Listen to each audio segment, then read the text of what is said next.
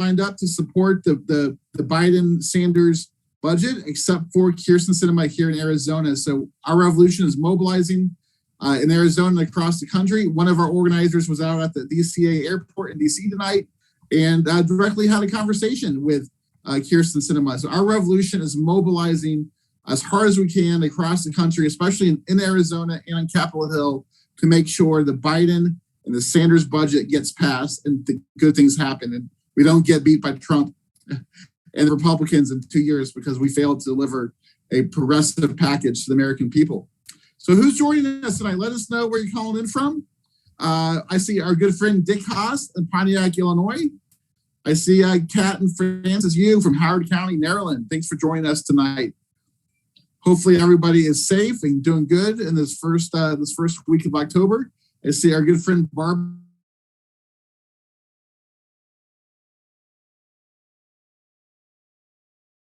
I'll put your name and where you're calling in from. Yeah, I'm seeing all my good friends. Bruce Che from Coral Springs, Deborah from New York City.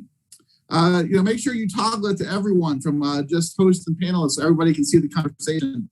And Hal Ginsberg just put one of our great organizers just put in the chat, the bird dogging of Kyrsten Sinema at DCA tonight. You might notice the camera work. I'm not going to say who that was, but it was an Our Revolution person doing that. I see Kevin Cost, another good friend in Fall River, Massachusetts. I see Sudea Paloma and Craig in Berkeley, California. Stella Levy in Sacramento. John Sonnen up in Alaska. Hey, John. We're doing a lot of work on the PRO Act, and I think maybe we can get Lisa Murkowski on the PRO Act at least. Barry in Walbridge, Ohio. Again, thank you for joining tonight. We'll get the call started here in just 2 minutes. I just want to make a couple asks tonight. Number one, if you have not become a member of Our Revolution, a dues-paying monthly member of Our Revolution, become a member tonight. Our work is supported 100% by the grassroots. And it's amazing what we can do together. And so thank you for your support. But we want to get bigger and badder and more organized. So please become a member of Our Revolution tonight, because our work is, 5, 10, 15, 20 bucks a month. That money is literally moving trillions of dollars into our social infrastructure, into making our society better. And we're all doing that together. And so, organized people beats organized money every time. That's exactly what we're trying to do. I'm seeing our good friend Larry up in the Holy Land of Burlington, Vermont. I see Jill in Quincy, Mass. And I see Mary from Aurora, Colorado. So we're going to get started here in just 2 minutes. Again, become a member of Our Revolution. I see Christine in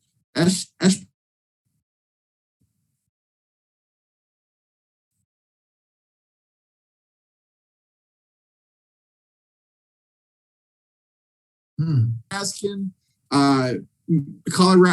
Arizona activist. I see good friend Susan from Detroit has just joined us. Hey, Susan, what's up? And I see Maureen from Saratoga Springs.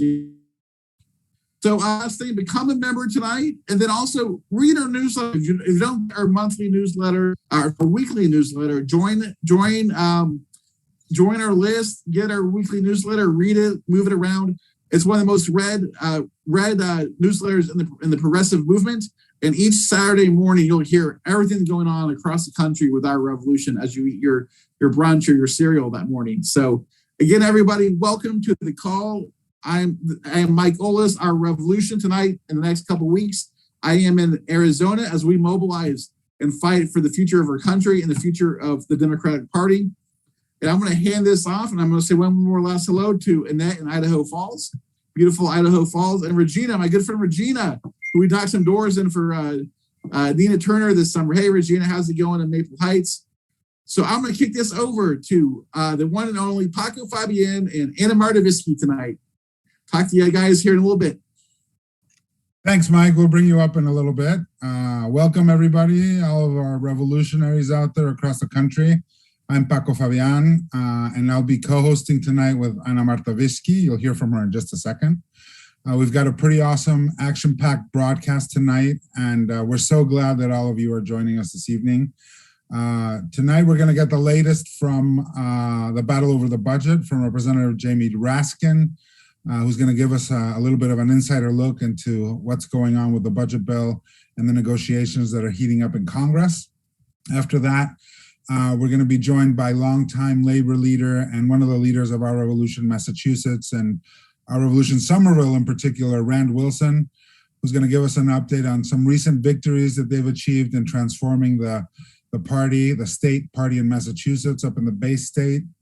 And then we're going to go to where Mike is in Arizona and talk with Arizona Democratic Party member Brianna Westbrook, who's also a well-known activist on lots of different issues.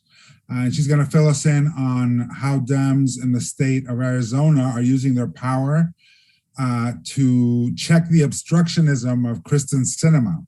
Again, this is going back to the fight for the budget. And so let me now introduce my co-host for the evening, Ana Marta Visky. Ana Marta, take it away. Thank you so much, Paco, and hi, everyone. It's such a great time always to be with you, whether it's in the streets, at representative offices, in direct actions, or here in this virtual community. I really appreciate the solidarity with all of you and all the time that we spend together making change. So real quick, I just want to make sure that you all get our weekly newsletter called the Revolution Report. The link is going to be in the chat for you to sign up to get this newsletter on a weekly basis right in your inbox. This newsletter is so useful. This is where we share critical information about the work we are doing, all the ways that we are building power together at the grassroots level, and the way that we are bringing change to Capitol Hill. It's also where you can plug into our actions and take actions with us all across the country.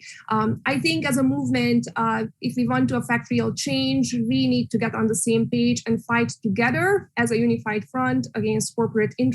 So the link is in the chat. Please sign up. It's really useful to get this newsletter. That's right, Ana Marta. That newsletter is awesome. It's a lot of work, but we put it out every week.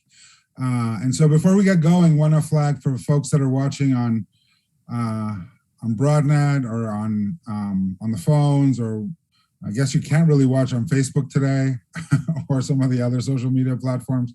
But you can always come into the Zoom and have a more interactive experience. You can go to rrev.us/Zoom, and you can join us here. You can chat. You can drop comments. We have folks responding to some of that stuff. And also want to flag that, as you all know, our revolution is 100% funded by our members. With your support, we've become America's leading grassroots funded political action organization, and we're making some big changes together. We're working to deliver on progressive policies, and those policies will change people's lives for the better. So big shout out to and lots of gratitude to all our members out there.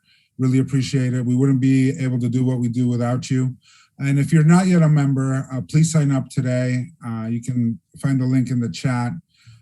If you're joining us by the phone, you can press *3 and an operator will take down your information. And if you signed up to become a member tonight, let us know in the chat. We're happy to give you a shout out. We love hearing from our members. And so let me take it back to Ana Marta. Thanks again, Paco. So this is truly a critical time for our collective movement. Last week, progressives prevailed. We held off a vote on the bipartisan, Exxon wrote that bill, but it's the bipartisan infrastructure bill. And as a result, we maintained our leverage as progressives to push through a really, really transformative budget bill, which would make massive investments and improvements in our lives. So our movement is Ascendant. We removed all doubt that we are forced to reckon with in Congress, but we need more work to be done, and you will hear from some key players later in the call. That's right, Ana Marta. And, with the support of our revolution and the rest of the progressive movement out there, House progressives stood strong and they held the line against corporate Democrats who are trying to tank the $3.5 trillion budget bill, or at least trying to pass the infrastructure bill without linking it to the budget bill. And so we demonstrated that the power of our inside-outside strategy is really working when Speaker Nancy Pelosi pulled the vote on Thursday on the bipartisan infrastructure bill. And this really happened after members of the Congressional Progressive Caucus pledged not to vote for it in a unified block unless there was a deal struck to move both bills at the same time. And it was awesome to see that. Right, Ana Marta? That's exactly right, Paco. It was awesome to see that we are finally flexing our power. And it was also awesome to see because our movement, our members, our communities, our chapters have been on the streets for weeks prior to last week's actions. And we have been, holding direct actions in front of representatives' offices all across the country, pushing back on obstructionist corporate Democrats who were obstructing the passage of the budget bill. So again, it was just nice to see that what we were doing on the outside actually also materialized on the inside. And again, as you said, our strategy, inside-outside strategy and theory of change really worked. We also took the fight to Capitol Hill, where just this past week, our Revolution members joined with a broad coalition of progressive groups and members of the Congressional Progressive Caucus. Tlaib was there, AOC, Cori Bush joined us at this action, Ro Khanna was there with us, and we together showed that we are not going to back down. We told Congress not on our watch. We stopped the vote for the bipartisan infrastructure bill, and we forced a serious discussion and negotiation to start on the budget bill so we can deliver all of the democratic agenda to our people. That's right, Ana Marta. Our work is paying off. We'll hear about that from Representative Raskin in a little bit. He's going to be one of our panelists. And so we've, got the president and 96% of the Democratic caucus behind our policy priorities, right? Just to recap what's at stake in the budget bill. It's expanding Medicare to cover millions more people, include dental, vision, and hearing in Medicare. Bold action to avert the coming climate catastrophe. I always have such a hard time with that phrase, coming climate catastrophe. And for us in particular, we're really focusing on ending fossil fuel subsidies. We're set to create millions of good jobs, right? Taxing the wealthy and corporations to pay for all the things I've mentioned so far, drastically lowering prescription drug prices, making community college free, providing free pre-K and free childcare for folks that need it, home care for the elderly and the disabled, and more union protections for workers, paid family leave. The list is really long, right? And as Pramila Jayapal, who's the chair of the CPC, the Congressional Progressive Caucus, told the press this week, right? This is not a fringe wish list. This is the president's agenda, right? This is the Democratic agenda and what we all promised voters when they delivered us the House, the Senate, and the White House. That's exactly right, Paco. So we scored a victory in round one last week, but the fight is far from being over. Corporate Dems are on the defense right now, but they're also mobilizing and corporate interests are mobilizing. We have a real shot to achieve transformational legislation on a scale that we have not seen since the Great Society and the New Deal, but we need to do some more work as we are entering this new phase of the battle for the budget.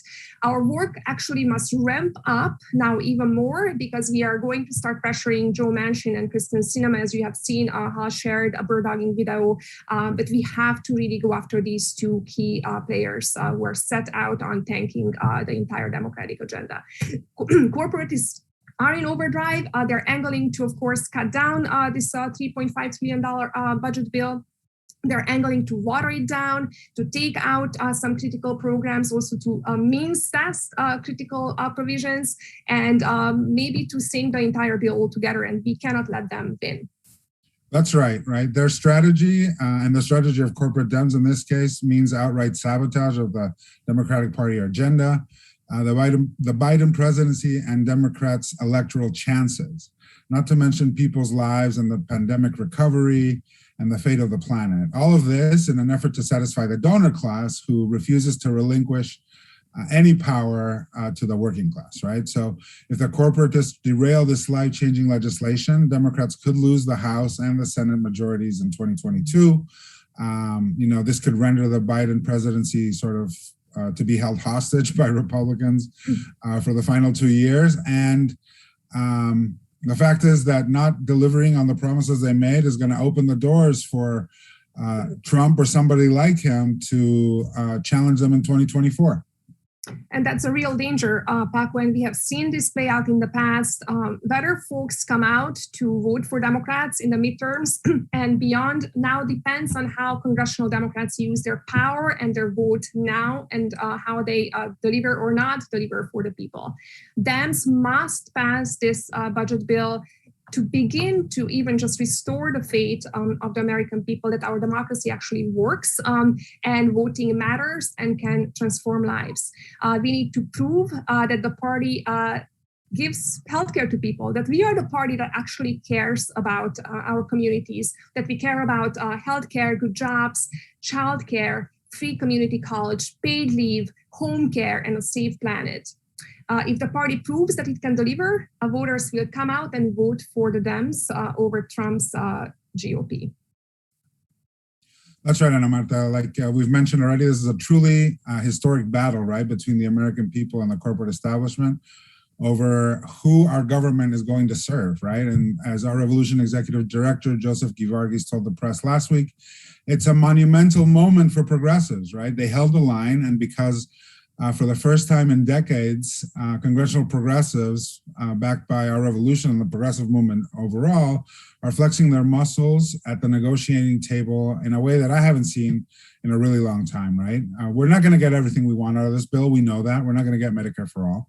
But this is a battle in a larger war, right? But the budget bill means that there's going to be a real shift in the power dynamics in Congress, and more power to the working class. And this is going to set us up for even bigger wins in the future, policy-wise and electorally, if we're able to push this through. That's right, Paco. So as we celebrate the victory that we scored last week, we cannot forget that there is more work that needs to be done.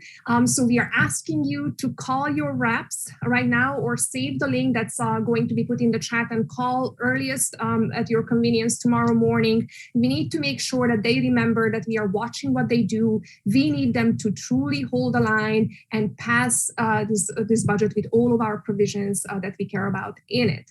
So for all of you who are online, and listening, the link is ourrev.us/budget fight, or it's also put in the chat for all of you who are in the Zoom room. Right, and so before Ana Marta introduces our first guest, just a quick reminder, we're a 100% grassroots funded organization. With your help, we've heard about all the stuff we've been able to do just in the last week. But if more of you guys sign up to become members, we'll be able to deliver more results, right? So for all of those out there that are already members, really thank you from the bottom of my heart. And if you're not yet a member, you can sign up at the link in the chat. The link is rrev.us/2021 member. And with that, Ana Marta, bring up our first guest tonight. Yeah, thank you so much, Paco. I'm so excited to speak to our first guest, who is a member of the Congressional Progressive Caucus. They were in the news last week, and rightfully so. Representative Jamie Raskin is here. He represents Maryland's 8th Congressional District, and he is joining us live from the Capitol. Their negotiations for the budget bill just resumed, and they're heating up. If anyone is on the phones and wants to ask a question of Representative Raskin, please press *3. We have an operator ready to take that question for you. If you are in the Zoom room, put your questions in the chat or in the Q&A box. So Representative Raskin, welcome to the call. Thank you so much for being with us tonight. Let's get right to it. Last week, the Progressive Caucus really flexed its muscle and blogged the bipartisan infrastructure bill. What can you tell us about that moment? How did that power come together, and what's the current status on the budget bill? Well, the Progressive Caucus is totally unified behind the entire Democratic agenda, which is very ambitious and very progressive. I mean, it's a dramatic expansion of Medicare with dental and vision. It's universal pre-K. It's K through 12 investment. It is continuing the child care tax credit, which has cut child poverty in half when we did it with the American Rescue Plan. It is a dramatic remaking of the landscape in favor of democracy for the people.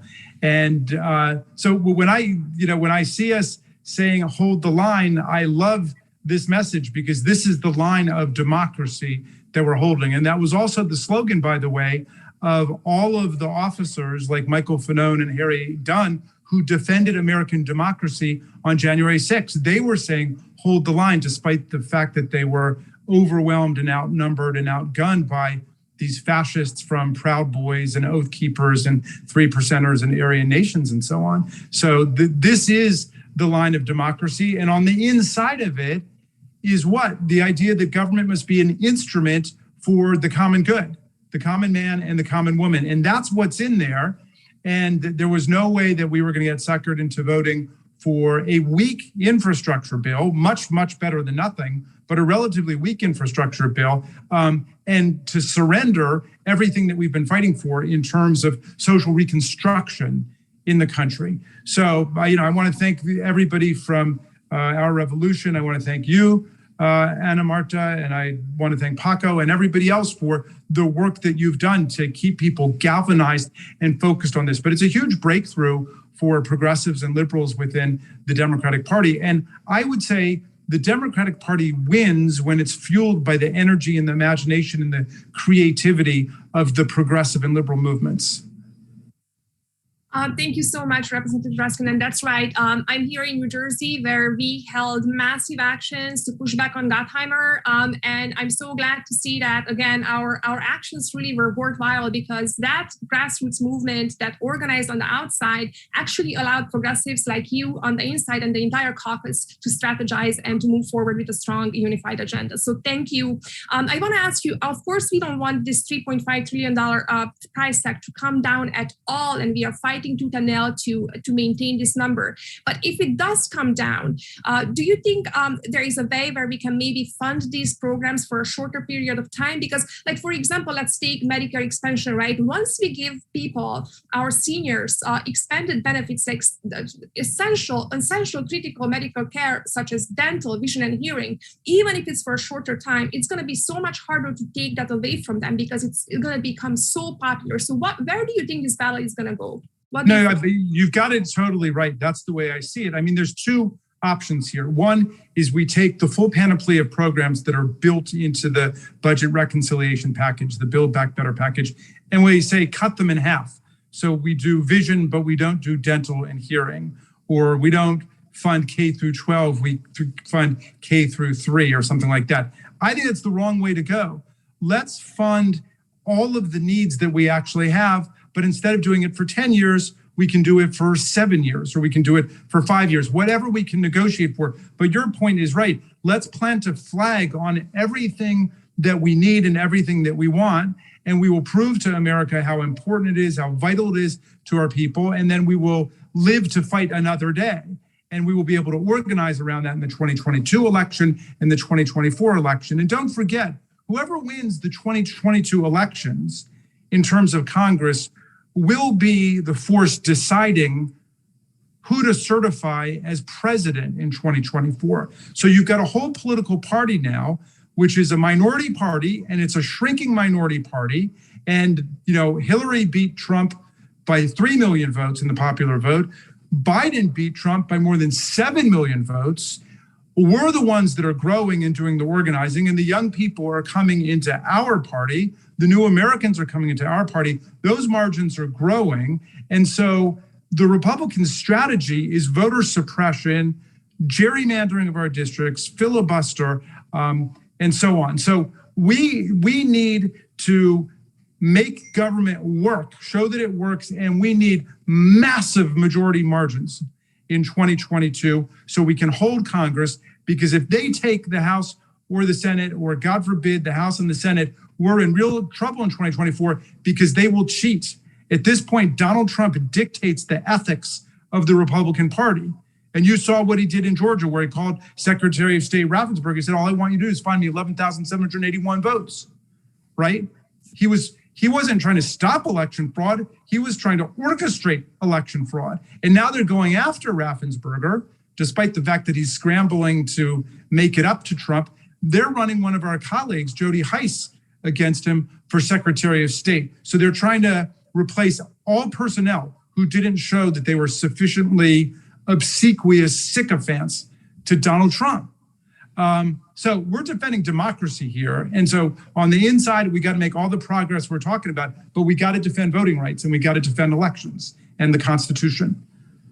That's exactly right. Complete agreement with you, Representative Raskin. You are getting so much encouragement in the chat. So thank you again for all you do. Lastly, before we let you go back to your work, what's your message to the grassroots at this critical time? And what's your message to Democrats as we continue the budget fight and we also start paying attention to what's happening in the Senate with the budget bill? Well, I mean, I think our revolution has got it right, which is you got to be the connective tissue between what's going on inside Congress and the state legislatures and the city councils and the county councils and the people. So everybody's aware of what's happening. And then we got to mobilize people to fight for it. And remember that cynicism is a strategy.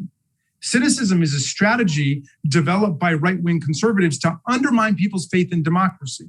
And all over the world, you've got authoritarians and autocrats and kleptocrats and tyrants who are trying to destroy democracy.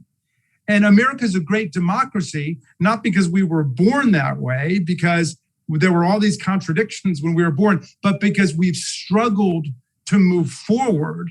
And, you know, at this point, the Democratic Party is the party of the civil rights movement and the women's movement and the labor movement and the peace movement and the human rights movement and the LGBTQ movement. That's who we are. And we've got to defend all of these gains that we've made. And we've got to keep moving social progress forward. Tocqueville said when he wrote Democracy in America that democracy is always either expanding and growing or it's shrinking and it's shriveling away. So the choice is very clear. You can go with the Republicans and you can dismember democracy, you can slice and dice, or you can get back on the road to making us the great multicultural, multiracial, multi-religious, multi-ethnic democracy that American movements have been fighting for from the beginning. Thank you so much, Representative Raskin. Again, so much encouragement in the chat. This is a heavy lift, but we can get these huge steps in place and fight for more. This is from Amanda. And then I have someone else, Chrissy Holt from Maryland said to the Democratic Party, fix the party, work for people, not corporations. So thank you again. I'll leave you with these two quotes. Thanks again for all you do. We'll be outside organizing and pushing members, and we are hoping that you are going to hold the line and fight for this bill on the inside as you have done so far. So thank you again. Thank you very much. Thank you, Anna Marta. All right, everyone. So this is the work we are doing. These are the congressional members we are working with our inside-outside theory of change, which actually is making some progress possible for the first time in a long time. So please become a member, support our work. It's truly, truly essential that you become a sustaining recurring donor with $5, $10 a month, whatever you can afford, because this is how we grow this movement and become stronger every day and with every action. So support us. The link is going to be in the chat. Sign up, be part of this effort. It is a critical time right now, and it's going to be critical that we have your support for the budget fight and beyond. With that, Paco, back to you.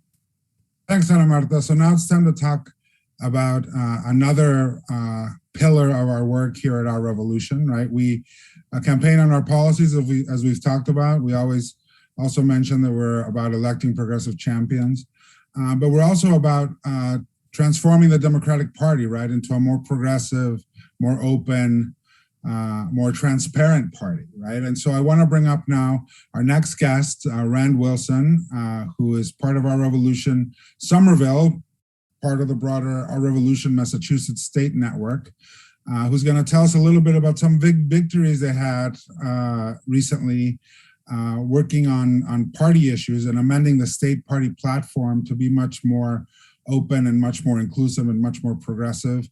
Before we get to Rand, just quickly, if anyone has any questions for him on the phones, go ahead and press *3. An operator will take down your question and send it over to us. Everybody else, if you have a question for Rand, this should be very interesting. You can put your questions into the chat below. So Rand, welcome to the call. It's good to see you, man. It's great to see you, Paco, and thank you for that introduction, and thank you to all of the staff and organizers for our revolution, and of course a big shout out to all the our Revolution members on the call tonight from Massachusetts, and especially folks from our Revolution Somerville, which is the group that I'm most active in, just as a member. So, it's humbling to come on the call after Representative Raskin is talking about like one of the most important fights of our lifetime and one of the most amazing struggles where progressives are actually winning on the national stage. And so our work here in Massachusetts is really not a huge victory, but a step forward with our Democratic Party, which is dominated by, I guess, what you would call the corporate Dems or the conservative Democrats. It's kind of a sleepy party. Doesn't really do much. And our Revolution, Massachusetts, has had a kind of a transform the party caucus made up of some of the state party members that are elected to the state committee, and people like myself who are, maybe delegates to a platform convention or serve on their city or ward Democratic Party committees. And, there's hundreds, maybe more than that, thousands of us in Massachusetts working with our Revolution to transform the party. This year, we have a platform convention, and there was some optimism over the summer that we would be able to have an in-person convention. But then as COVID spiked, they made the decision to go virtual. And so, there was had to be a lot of adjustments, obviously, to an all virtual environment. But the party put out a platform that, was a good platform, and they invited amendments to the platform. And, I wanted to make a couple of amendments. And in order to amend the platform, you had to get 200 signatures for your amendment to be considered by the entire delegate body. Normally, we would get 200 signatures in, a half hour or an hour before the convention started on clipboards as we gathered in Springfield or Worcester or Lowell for a party convention. But there was no way of reaching all of the delegates. And as a delegate to the state platform convention, you didn't have to give contact information to the other delegates. So that was absurd. Like, how are you supposed to get signatures, 200 signatures? Only a handful, under 500 of the delegates opted to give us their contact information. And so we just had to reach out through our own networks to get signatures. Many people wanted to amend the platform. I sought to do an amendment on climate change and an amendment to improve the healthcare platform. I just wanted to tweak the climate change platform to say, hey, no more tax breaks, no more subsidies to oil and gas companies. Zero, verboten, take that off. And put, just adding that specific language to give our climate change platform a little more teeth, right? A little more substance. Mm-hmm. And then I wanted to improve the healthcare amendment platform to include the expansion of Medicare to include dental and eye and a few other enhancements as we make the transition to Medicare for all. Well, I was able to get enough signatures, using our Revolution network, but most of the people that were seeking to amend the platform couldn't do it. So working with the Dem Transform the Party group, and I want to give a shout out to Robin Berkman and to Michael Gilbraith, other state committee members, and say thank you, because we worked together to get 55 state committee members to sign a petition to the party leader saying, hey, you got to drop the threshold from 200 signatures to make it easier for people to amend the platform.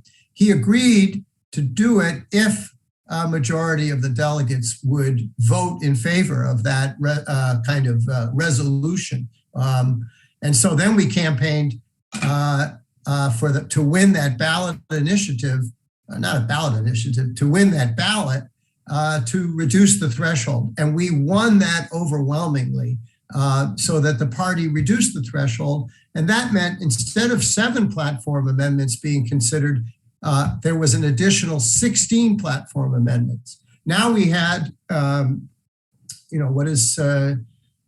24 amendments, 8 and 16. We had 24 amendments, and then we campaigned to win all of those amendments from to be considered by the convention, and all of them passed.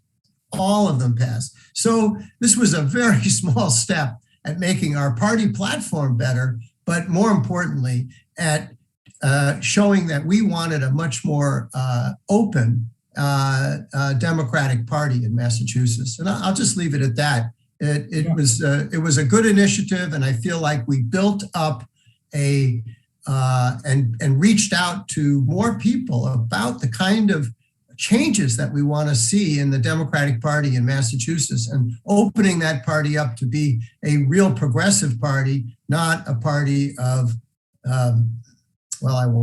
party of conservatives. Sure. So, there's lots of folks on this call that are also involved in their state party, right? State and local parties. What lessons do you think can be drawn from your experience with those amendments and with lowering the threshold that other folks might be able to take advantage of? Well, one lesson was of the importance of having our Revolution network in Massachusetts of people that do want to work to transform the party to be, an inside strategy as well as the outside strategy. We need both. I've been, personally, I'm somebody that worked on the outside strategy for, most of my life. And it was only the Bernie Sanders campaign in 2016 and then the 2020 campaign that brought me into transform the party with strategies, because now I see the potential of that. We have a long ways to go in Massachusetts. The other lesson I would say is I think we really need to build a progressive caucus within our party and figure out what the basis of unity was, what it is that we want to achieve. And then, it might start out small, but I think if we're on the right side of history and if we begin to really represent the working class of Massachusetts, we can move forward with an agenda and eventually make some real progress in the transformation of our party. So those are the 2 takeaways for me, Paco. Well, thanks, Rand. I really appreciate it, and congrats on all the work that went into that. And speaking of progressive caucuses, I know there are folks in Florida and California and other states that are building those within the state Democratic parties. And so hopefully that'll be able to transition into a national progressive caucus here, not too far, in the not too distant future. So thank you, Rand, for joining us tonight. I really appreciate it. If, as you guys heard from Rand, our work about transforming the party and delivering more progressive change inside the party is part of what we do here at Our Revolution. So if it's something that you're interested in, join and become a member. You can do it at the link that's getting dropped in the chat now.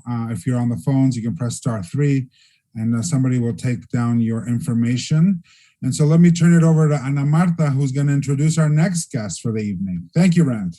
Thank you so much, Paco. I am so excited to hear next from Brianna Westbrook. She is with the Arizona Democratic Party, and she's going to talk to us about the party's efforts to check cinema's obstruction against the budget package and filibuster reform. Again, if folks are on the phone, please press *3 if you have questions for Brianna. An operator will take your question, or if you are in the Zoom room, put your questions in the chat or in the Q&A box. So Brianna, welcome to the call. First, I just want to take a temperature check from Arizona. What's it like down there? How are people feeling dealing with someone like Senator Kristen Sinema, who doesn't give a damn about what the people want? You said that exactly right. Doesn't give a damn about what the people want. I think that's become more and more evident the longer that Sinema and Manchin and corporate Democrats in the House continue to hold America hostage and stop blocking legislation that materially changes the lives of Americans, fulfill campaign promises that Democrats pledged on the campaign trail when talking to voters at the doors. It's becoming, people are becoming restless in Arizona, waiting for change. We had hoped sending another Democratic senator to the Senate would really reinforce, the changing political climate in Arizona, which is happening quickly. We now have a congressional majority. It's a growing Democratic state. There's no reason for Sinema to be an obstructionist and withhold vital things from people's lives right now, such as citizenship for one. I think a lot of people have probably seen some of the videos that have been coming from Lucha and some of the other amazing organizers in the immigrants' rights movement in Arizona, demanding that Sinema deliver citizenship for millions of undocumented people. It's time to stop playing political football with people's lives. It's now is the moment. They were given the opportunity. They were given the House, the Senate, and the White House. We can get things done. We have the majority. That's right, Brianna. We were very heartened, actually, to hear that progressives in the Democratic Party in Arizona, many of whom are actually our Revolution members, are fighting back. I understand that you overwhelmingly passed a resolution committing to a vote of no confidence against Sinema if she keeps obstructing the budget bill and filibuster reform. And actually, this resolution is being copied by different state networks, and more initiatives like this are in process right now. So thank you for all that work. I just want to ask you, do you think this will have an effect on Sinema? Does she seem even like slightly worried about the election at this time? Or is she preparing to cash out and get maybe a cushy job somewhere on a board with Big Pharma or somebody else from the corporate world? She's not going to show her cards. She's not going to show that she's facing pressure. She's going to try to remain calm and collected. But we know, as people, constituents are, asking her, where are you at on this bill? We need to pass this, or this, whether it's voting rights, immigration reform, climate solutions, the PRO Act. The more pressure that she's getting, you're starting to see that she's starting to buckle a little bit. When she was asked by activists at ASU, for example, in regard to the reconciliation bill and citizenship for undocumented folks, she ran basically. And some of the footage today on the airplane where she completely ignored an amazing organizer, Carolina, that worked with the Arizona Dream Act Coalition, asked her where she's at, and Sinema just ignored her and pretended that she wasn't even there. Just vile. And then when she got off the plane, it looked like there was some organizers and activists that did approach her too, and she ignored them and pretended to be on the phone. So like I think that we are starting to see that it's starting to get to her. So hopefully, but as a party, we are going to move forward, whether that is with Sinema or without Sinema. And that's what we passed at our last state committee meeting, a vote of no confidence. And that was just a further progression of a resolution that we introduced earlier in the year, multiple resolutions, passing the full support for the PRO Act, which is the most comprehensive labor reforms in United States history in the last over 50, 60 years. Full support for what was at the time, the For the People Act, the John Lewis Voting Rights Act, and full party support of ending the filibuster, which is the roadblock that is stopping all of our issues from getting through the Senate. She failed to adhere to our guidance earlier in the year, so we just increased our efforts with this latest vote of no confidence. All right, and thanks for mentioning these bird dogging videos. Hats off, and all of our appreciation to the amazing organizers chasing her around. This is what needs to be done, and I especially feel a lot of solidarity with them because here in New Jersey we have chased Gottheimer a couple of times, and Representative Gottheimer, the leader of the Nefarious Nine, which has now since then crumbled, has been running away from us as well. So thank you to everyone who is doing this essential work right now. I want to ask you about the petition that you rolled out, gathering signatures in support of running maybe a primary challenger against her. Where is that right now, and what do you think about its chances? I'm very, very excited about that. Myself and many organizers and community leaders that have been active in Arizona politics for decades, amazing, influential people that I look to for support. And we all came together and we put together a crowd pack and asking folks to pledge a commitment to Sinema's primary opponent if she continues to hold back Joe Biden's agenda and use the filibuster as an excuse to not do things in this moment. That we will fund a challenger. And that's something that Sinema historically has never faced. She's never actually faced a credible opponent that has been able to compete with her financially. She's been known in the state of Arizona as a good fundraiser. That's the one missing component that progressives and folks who have had the inspiration to primary her have withheld them from doing it. So we hope that not only will this put pressure on the senator to see that, there is outrage and people are ready to vote you out, and they're ready to, put $5, $10, $15, $100 towards a primary opponent if you don't do your job. Hopefully that puts some sort of pressure on her, knowing that she's going to have a primary opponent that's going to have the funds necessary to compete. Because whether we like it or not, money is part of politics. I 100% grassroots, small dollar donations beats corporate donations all day long. We need, funds to purchase literature, to get our message out to voters, to fund our staff and make sure they get paid a livable wage. So it's vitally important to raise funds, and if we can help lift that burden off the future candidate, so they can talk to more voters, let's go. Absolutely. Thank you so much, Brianna. And it's so essential that now people have their eyes open to actually who is funding Kristen Sinema and other corporate Democrats like her. So thank you for all the work that you're doing on the ground in Arizona.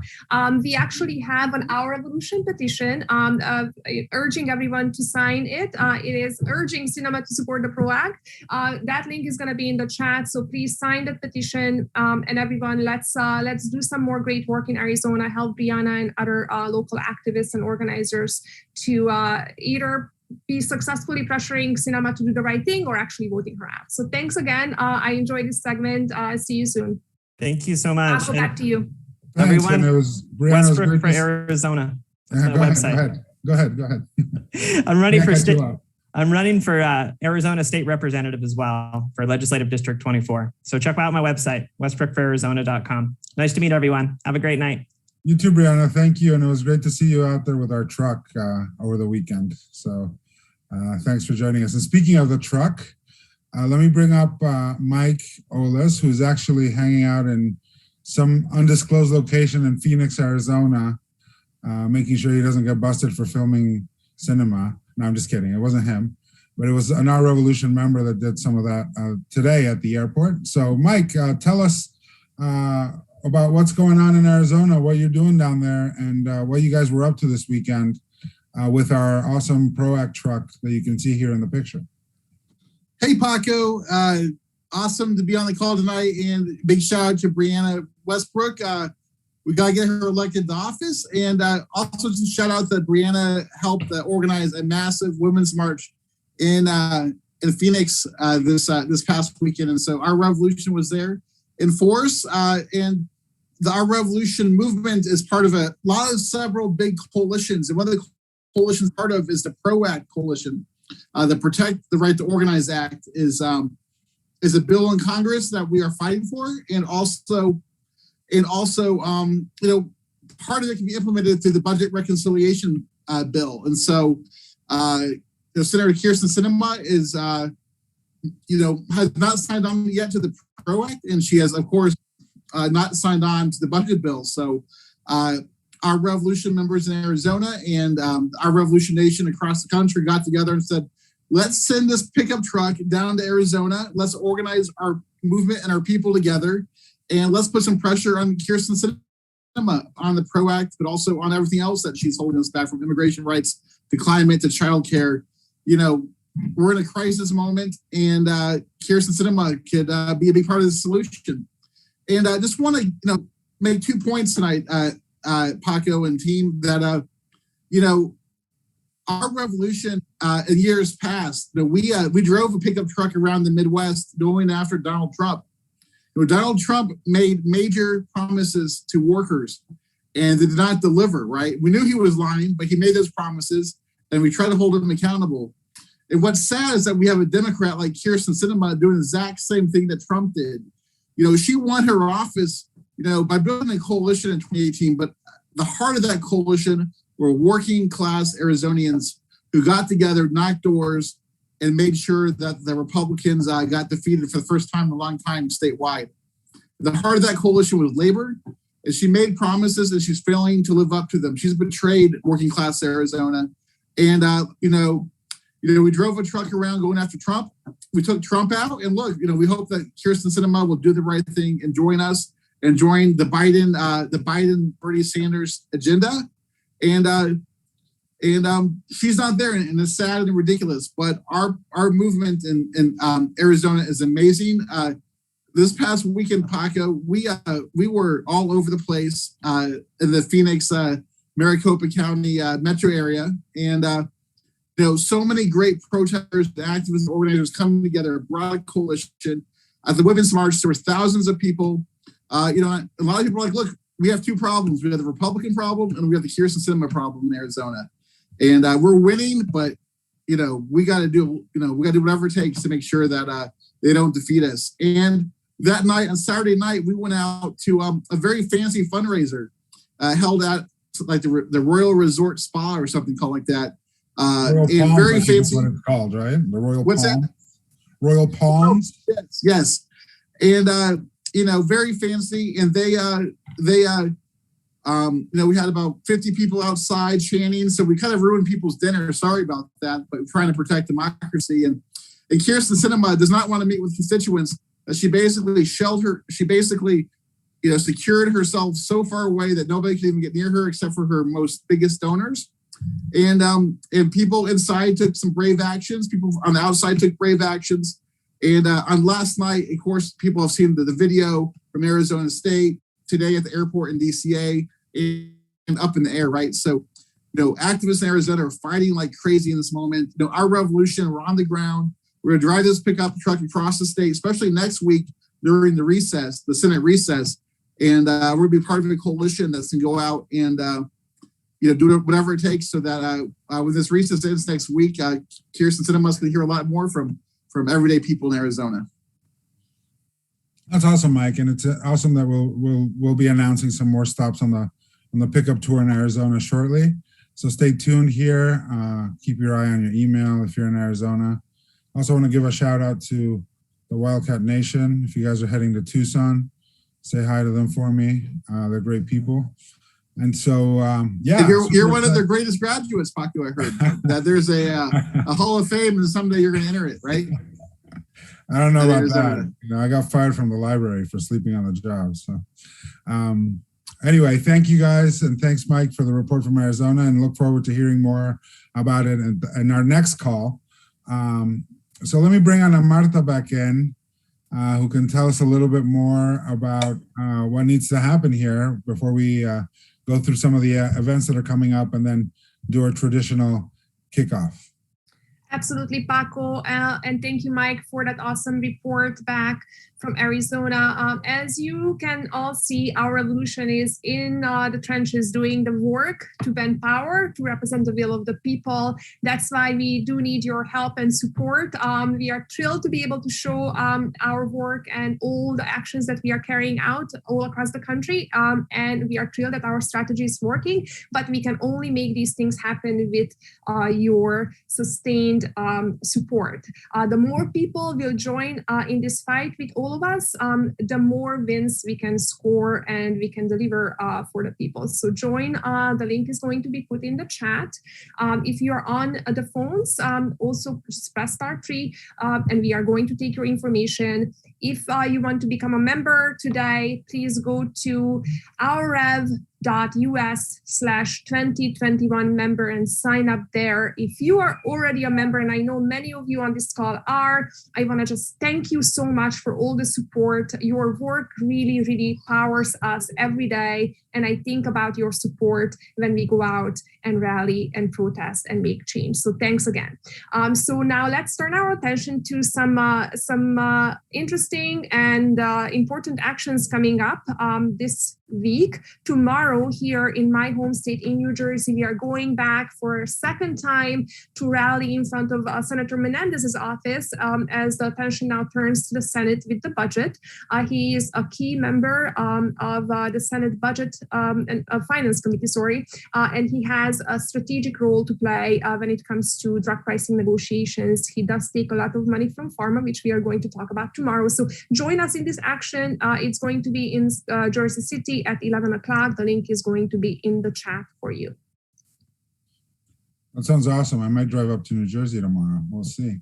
And thanks to all of you who have joined some of the actions we've had over the last month or so in all kinds of different places, Florida, New Jersey, New York, Oregon. We've been hitting people all over the place. We also need everybody to get involved. If you weren't able to make it to one of these events, no worries.